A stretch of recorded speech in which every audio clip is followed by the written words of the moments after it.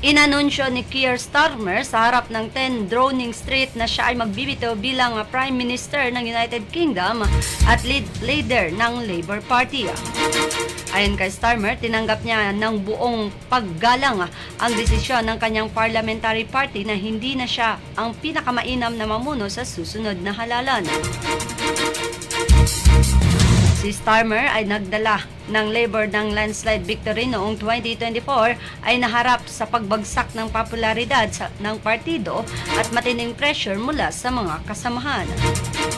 Itinakda niya ang Hulyo 9 bilang simula ng nominasyon para sa bagong leader na inaasahang makakumpleto bago bumalik ang mga parliamenta sa Setyembre. Sa kanyang emosyonal na payag, pinasalamatan niya ang kanyang asawa at mga anak at sinabi ang pamumuno sa bansa ang pinakamalaking karangalan ng kanyang buhay. Sa kanyang pagbibitaw ay nagbukas ng daan para kay Andy Burnham, dating mayor ng Greater Manchester, na lumitaw bilang posibleng kahalili.